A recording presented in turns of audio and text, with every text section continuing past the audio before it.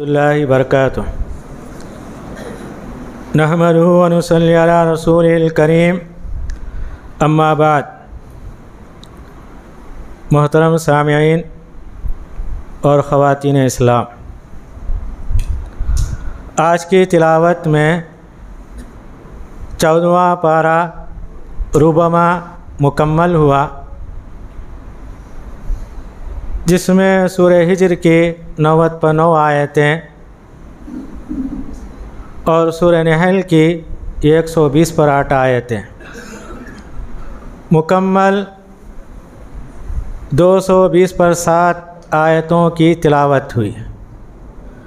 اللہ تعالیٰ سے دعا ہے کہ آج کی تلاوت کو اور سننے کو قبول فرمائے اور ہمارے گناہوں کو معاف فرمائے۔ پارے کی پہلی آیت میں اللہ تعالیٰ نے یہ بتایا قیامت کے دن کافر جہنم کو دیکھ کر یہ کہیں گے کاش ہم مسلمان ہو جاتے، ہم جہنم میں نہیں جا سکتے، وہاں جا کر افسوس کرنا پچھتانا بیکار ہے، کیونکہ ان کی زندگی دنیا کے اندر کھیل کود میں، مزے اڑانے میں اور دنیا سے ان کی امیدیں وابستہ تھیں، آخرت کا کوئی تصور نہیں تھا۔ دنیا کمانا، دنیا کے پیچھے جانا کوئی بری بات نہیں، آخرت کا تصور ہونا چاہیے۔ آخرت کو سامنے رکھ کے دنیا کما سکتے ہیں، مزے اڑا سکتے ہیں۔ کافر اور مشرکوں کے پاس آخرت کا تصور نہیں، یہی سمجھتے ہیں دنیا یہی ہے، یہی گزار کر زندگی ختم ہونے والی ہے۔ دوسری بات اللہ تعالیٰ اس سورہ کے اندر یہ بتایا اِنَّا نَحْنُ نَزَّلْنَا الذِّكْرَ وَإِنَّا لَهُ لَحَافِظُونَ، ہم نے قرآن کو نازل کیا، ہم خود کیا ہے اس کی حفاظت کرنے والے ہیں۔ اس سے پہلے جو کتابیں اتاری گئیں اللہ تعالیٰ نے اس کی حفاظت اپنے ہاتھ میں نہیں لی، بلکہ اس کے علماء اس کی حفاظت کرنے والے تھے۔ بِمَا اسْتُحْفِظُوا مِنْ کِتَابِ اللَّهِ، مگر اللہ تعالیٰ نے قرآن کے ساتھ اپنی حفاظت کا ذمہ لینے کا وعدہ کر دیا۔ قیامت تک کیا ہے؟ قرآن اللہ کی حفاظت میں ہے، کوئی اس کے اندر رد و بدل نہیں کر سکتا، تحریف نہیں کر سکتا۔ تو معلوم ہوا قیامت تک کوئی اس کے اندر کچھ بھی کم اور بیش کسی چیز کا اضافہ نہیں کر سکتا۔ اس سے بات خود سمجھ میں آتی ہے اللہ تعالیٰ مسلمانوں کی حفاظت کی ذمہ داری نہیں لی، اپنی کتاب کی حفاظت کی ذمہ داری لی۔ یہ بتانا مقصد ہے ہمارا تعلق قرآن سے رہے گا، ہماری عزت رہے گی۔ ہمارا تعلق قرآن سے نہیں رہا، بے عزت رہیں گے۔ آج دنیا کی حالت یہی ہے۔ خود نبی کریم صلی اللہ علیہ وسلم نے کہا قرآن کے ذریعے اللہ تعالیٰ چند لوگوں کو اونچا مقام دیتے ہیں، چند لوگوں کو گرا دیتے ہیں۔ پھر اللہ تعالیٰ کہتے ہیں کائنات کے سارے خزانے اللہ کے پاس ہیں، وَإِن مِّن شَيْءٍ إِلَّا عِندَنَا خَزَائِنُ، سارے خزانے اللہ کے پاس ہیں، کسی کے پاس نہیں ہیں۔ جتنی مخلوق ہے تمام کی ضرورتوں کو پوری کرنے والا وہی ہے۔ وَمَا نُنَزِّلُ إِلَّا بِقَدْرٍ مَّعْلُومٍ، ہم کیا ہے مقدار سے آسمان سے نازل کرتے ہیں۔ کسی کو صحت دینا ہے، کسی کو ترقی دینا ہے، کسی کو عزت دینا ہے، کسی کو روزی کتنی دینا ہے، اللہ تعالیٰ برابر مقدار میں اتارتے ہیں، اس کے اندر کمی بیشی نہیں ہوتی۔ اس کے بعد اللہ تعالیٰ کہتے ہیں آسمان سے بارش ہوتی ہے۔ اللہ تعالیٰ اپنی قدرت کا منظر کھینچتے ہوئے کہتے ہیں ہم آسمان سے بارش کو نازل کرتے ہیں، یہ پانی کیا ہے؟ تمہارے لیے پینے کا ذریعہ ہے۔ بارش ہوتی ہے بارش کے پانی کو جمع کرنے کی ہمارے اندر حیثیت نہیں ہے۔ وما انتم لہ بخازنین، دیکھیے بارش ہوتا ہے، سیلاب آتا ہے، طوفان آتا ہے، کتنا پانی سمندر میں جاتا ہے، جتنا زمین پر ٹھہرتا ہے اتنا ہی ٹھہرتا ہے۔ بارش، طوفان، سیلاب آتا ہے، سب محفوظ جگہ میں چلے جاتے ہیں۔ پانی کو حفاظت کرنا، روکنا، یہ کوئی کوشش نہیں کرتا۔ خود اللہ تعالیٰ کہتے ہیں ہم آسمان سے نازل کرتے ہیں، تمہارے اندر کیا ہے؟ جمع کرنے کی، حفاظت کرنے کی طاقت نہیں۔ اس کے بعد اللہ تعالیٰ آدم علیہ السلام کا، ابلیس کا ذکر کیا۔ اللہ تعالیٰ نے کہا فرشتوں سے آدم کے لیے سجدہ کرو، سارے فرشتے سجدہ کیے، ابلیس انکار کیا۔ انکار کی وجہ اس نے یہ بتائی آپ نے مجھے آگ سے پیدا کیا، آدم کو مٹی سے پیدا کیا۔ آگ کیا ہے؟ اوپر اڑنے والی، مٹی کیا ہے؟ نیچے رہنے والی۔ اس نے کہا میں سجدہ نہیں کر سکتا۔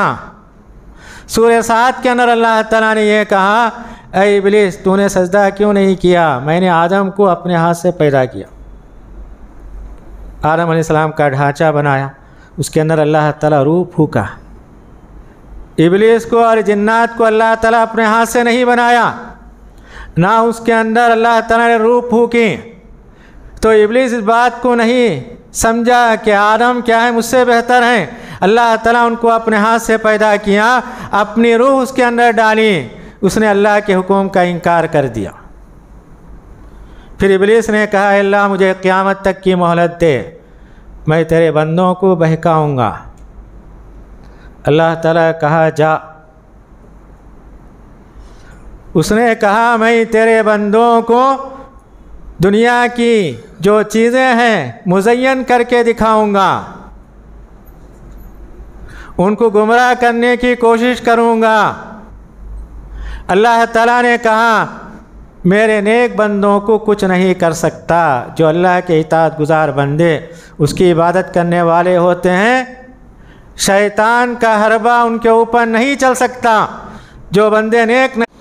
اس کے بعد اللہ تعالیٰ جنت کے تعلق سے ایک بات کہتے ہیں، جنت کی ساری نعمتیں جنت والوں کے سامنے ہوں گی۔ کوئی جنت کی نعمتوں سے بیزار نہیں ہوگا۔ وہ نعمتیں کیا ہیں؟ ہمیشہ رہنے والی۔ دنیا کے اندر ہم دیکھتے ہیں آدمی کیا ہے؟ بیزار ہو جاتا ہے، کسی چیز کو استعمال کرتے کرتے بیزار ہو جاتا ہے۔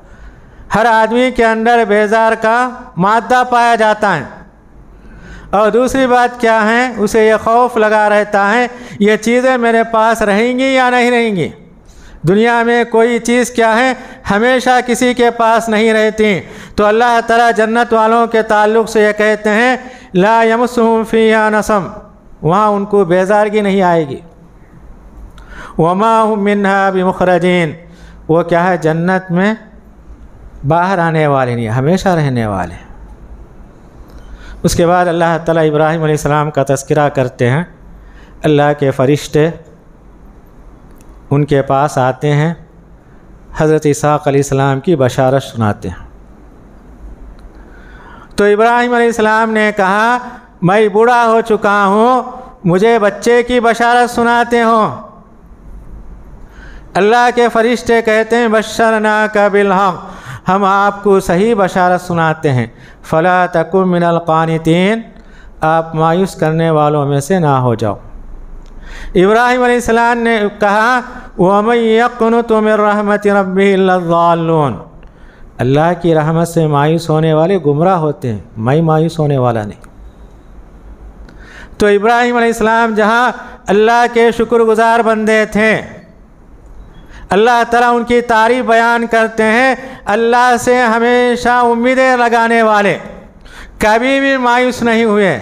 مومن کا یہی شیوا ہونا چاہیے، اس کی زندگی میں کبھی بھی مایوسی نہیں آنا۔ نعمتیں ملتی ہیں تو خوش ہو جاتا ہے، مصیبتیں آتی ہیں مایوس ہو جاتا ہے۔ ابراہیم علیہ السلام نے کہا اللہ سے مایوس ہونے والے کون ہیں؟ گمراہ لوگ ہیں۔ جو سیدھے راستے پر رہتے وہ گمراہ نہیں ہے وہ اللہ سے امیدیں ہمیشہ وابستہ رہتی ہیں۔ اس کے بعد اللہ تعالیٰ سورہ فاتحہ کی فضیلت بیان کرتے ہیں، وَلَقَدْ آتَيْنَاكَ سَبْعًا مِّنَ الْمَثَانِي وَالْقُرْآنِ الْعَظِيمِ، ہم نے آپ کو 7 بار بار پڑھی جانے والی آیتیں قرآن عظیم۔ سورہ فاتحہ کا ایک مقام ہے، قرآن کے 30 پارے ہیں، قرآن کھولیے پہلا سورہ فاتحہ، اس کے بعد سورہ بقرہ پہلے پارے کی پہلی سورت ہے۔ سورہ فاتحہ کیا ہے؟ کسی پارے میں شامل نہیں، اس کا الگ مقام ہے۔ تو اللہ تعالیٰ نے کہا کہ ہم نے آپ کو سورہ فاتحہ اور قرآن عظیم عطا کیا ہے، تو اللہ تعالیٰ اس سورت کے اندر سورہ فاتحہ کی اہمیت کو بیان فرماتے ہیں۔ سورت کے آخر میں اللہ تعالیٰ یہ کہتے ہیں، اِنَّا كَفَيْنَاكَ الْمُسْتَهْزِئِينَ، اے نبی جو آپ کو مذاق اڑاتے ہیں ہم ان کے لیے کافی ہیں۔ مفسرین کہتے ہیں یہ آیت نازل ہونے کے بعد جتنے لوگ آپ کا مذاق اڑاتے تھے وہ دنیا سے چلے گئے، اللہ تعالیٰ ان کو دنیا سے ختم کر دیا۔ شروع میں آپ کا مذاق اڑایا گیا، آپ کے متعلق بے شمار باتیں لوگوں نے کہی، کسی نے شاعر کہا، کسی نے آپ کو دیوانہ کہا، کسی نے کہا آپ کاہن ہیں۔ یہ آیت نازل ہونے کے بعد جتنے آپ کا مذاق اڑانے والے تھے سارے کے سارے دنیا سے چلے گئے۔ اس کے بعد والی سورہ سورہ نحل، نحل کے معنی شہد کی مکھی، آگے اس کا واقعہ آتا ہے۔ اس سورہ کے اندر اللہ تعالیٰ نے یہ بتایا، والخیل والبغال والحمیر لترکبوها وزینہ ویخلق ما لا تعلمون، گھوڑے، خچر، گدھے اس زمانے میں سواری کے لیے استعمال ہوتے تھے، اور اللہ تعالیٰ کہتے ہیں میں ایسے سواریاں بنانے والا ہوں جو تم نہیں جانتے۔ اس زمانے کے اندر، اس زمانے میں جانوروں کی سواریاں تھیں، آج کے دور میں جو سواریاں ہیں یہ اللہ کی منائی ہوئی سواریاں ہیں۔ اس دور کے لوگ آج کی سواریوں کو نہیں جانتے تھے، اور قیامت تک کتنی سواریاں آنے والی ہیں اللہ کے سوا کوئی نہیں جان سکتا۔ پھر اللہ تعالیٰ کہتے ہیں یہ جانوروں پر تم اپنے سامان لے کر ایک گاؤں سے دوسرے گاؤں کو جاتے ہو، تکلیف اٹھاتے ہو۔ سفر کے اندر کیا ہے؟ تکلیف ہوتی ہے۔ خود نبی کریم صلی اللہ علیہ وسلم نے کہا سفر کیا ہے؟ عذاب کا ایک ٹکڑا ہے۔ آج کے دور کے اندر بھی ہم آرام دہ سواریوں میں جاتے ہیں، کہیں نہ کہیں ہم کو تکلیف ہوتی ہیں۔ اس آیت میں امام ابن قیم کہتے ہیں جب دنیا کے سفر کی یہ حالت ہے، تکلیف اٹھانا ہے، جب ہم مر جاتے ہیں آخرت کا بھی سفر ہے، کتنی تکلیف ہوگی۔ سفر سے آدمی جا کے آ کے کہتا ہے مجھے بڑی تکلیف ہوئی۔ امام ابن قیم کہتے ہیں یہ بھی سوچو مرنے کے بعد آخرت کا سفر کرنا ہے، کفن کے ساتھ قبر میں جانا ہے، وہاں کیا تکلیف ہوگی، میدان حشر میں کیا تکلیف ہوگی، اس کے بارے میں غور کرو۔ اس کے بعد اللہ تعالیٰ یہ کہتے ہیں جو لوگ نیک ہوتے ہیں، مرنے کے قریب ہوتے ہیں، ان کی روح نکالنے کے لیے پاک فرشتے آتے ہیں، طیبین۔ ان کے لباس کیا ہوتے ہیں؟ خوشبودار ہوتے ہیں۔ روح نکال کے جس میں لے جاتے ہیں وہ بھی کیا ہے؟ خوشبودار تھیلی ہوتی ہیں، آسمانوں تک لے جاتے ہیں، ہر جگہ خوشبو ہوتی ہیں۔ تو اللہ تعالیٰ نے کہا الذین تتوفاہم الملائکۃ طیبین، نیک لوگوں کی روح کو فرشتے لے جاتے ہیں، پاک ہوتے ہیں وہ لوگ۔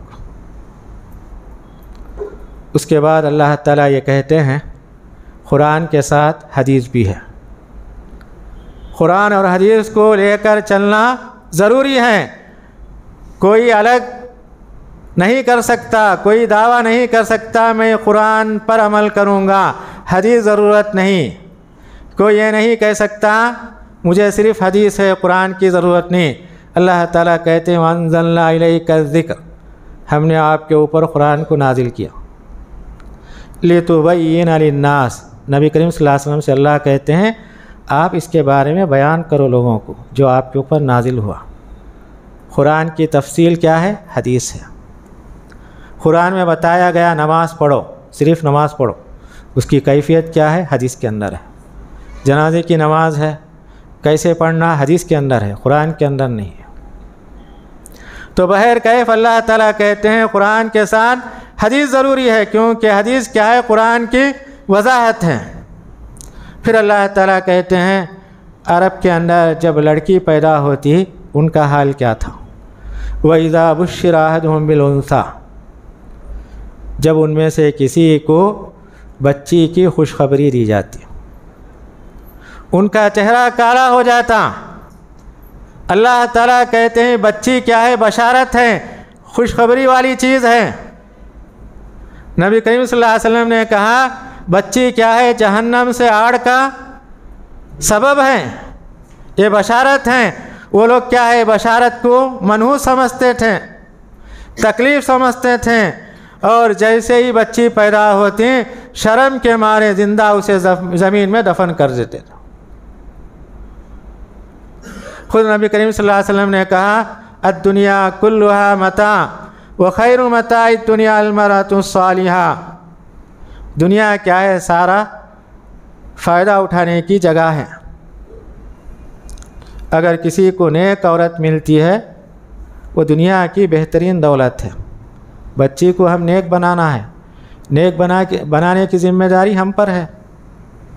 جب ہم اس کی تربیت کرتے ہیں، نیک بناتے ہیں، یہ کیا ہے؟ ہمارے لیے جہنم سے آڑ کا سبب بنتی ہیں۔ اگر ہم اس کی تربیت نہیں کرتے یہ چیز کیا ہے؟ ہمارے ہاتھ میں آنے والی نہیں ہے۔ اس کے بعد اللہ تعالیٰ دودھ کے تعلق سے کہتے ہیں دودھ ہمارے پاس آتا ہے، اس کے بارے میں ہم نے کبھی غور کیا؟ جانور کے پیٹ سے نکلتا ہے، اس کی نالی کیا ہے؟ گوبر خون کے درمیان ہوتی ہے۔ یہ اللہ کی قدرت ہے۔ دودھ ہمارے سامنے موجود ہے، نہ اس کے اندر خون کا خطرہ ہوتا ہے، نہ گوبر کی باس آتی ہے۔ سائغ للشاربین، اور اللہ تعالیٰ کہتے ہیں آسانی سے گلے کے نیچے اترنے والا، بڑا ٹیسٹ ہوتا ہے۔ پھر اللہ تعالیٰ شہد کی مکھی کا ذکر کرتے ہیں۔ اللہ تعالیٰ شہد کی مکھی کے دل کے اندر الہام کرتے ہیں، پہاڑوں کے اوپر، گھروں میں، اور اسی طریقے سے درختوں پر اپنا گھر بنا، شہد جمع کرتی ہے، بڑی محنت سے شہد جمع کرتی ہیں، اور اللہ تعالیٰ کہتے ہیں اس کے اندر کیا ہے؟ لوگوں کے لیے شفا ہے۔ اس کے رنگ بھی کیا ہے؟ الگ الگ ہوتے ہیں۔ ایک صحابی نبی کریم صلی اللہ علیہ وسلم کے پاس آتے ہیں اور کہتے ہیں مجھے پیٹ میں درد ہے، پیٹ میں گڑبڑ ہے۔ تو آپ نے کہا شہد پیو۔ وہ شہد پیے تو ان کا پیٹ خراب ہو گیا، طہارت کو بار بار جانا پڑتا تھا۔